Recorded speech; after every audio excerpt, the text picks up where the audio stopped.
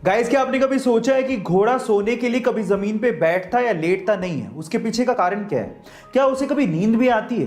तो चलिए मैं आपको इन सब बातों का जवाब देता हूं। सबसे पहले तो घोड़े को नींद आती है।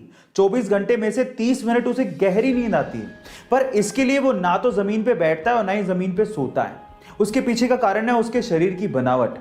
कल को गलती से वो जमीन पे सोने के लिए बैठ या लेट भी जाए तो उसके शरीर का सारा भार उसकी गर्दन पे या पेट के बीच में आ जाता है, जिसकी वजह से उसके ब्रीदिंग सिस्टम पे दबाव पड़ने लगता है और जिसकी वजह से उसका दम घुटने लगता है, उसे ढंग से सांस नहीं ली जाती और वो तुरंत खड़ा हो जाता है। यही कारण है जिसकी वजह से घोड़ा कभी भी सोने के लिए ना तो जमीन पे बैठता है और ना ही जमीन पे लेटता है।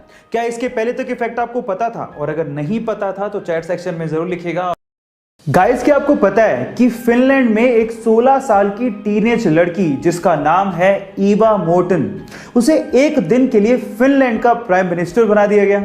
है ना अमेजिंग बात। अब ऐसा क्यों किया गया, उसके पीछे का रीजन आप लोगों को सुनना चाहिए।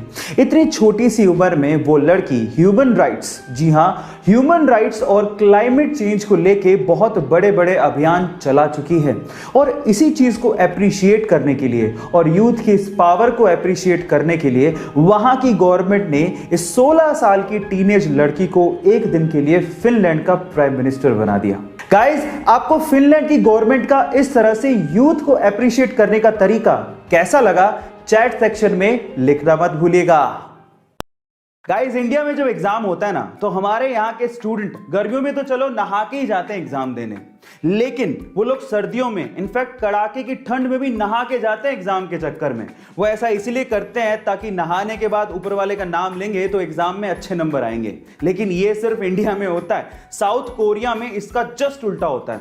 वहां के स्टूडेंट एग्जाम के दिनों में नहाना बंद कर देते हैं और रीजन जान के आप लोग हैरान रह जाओगे।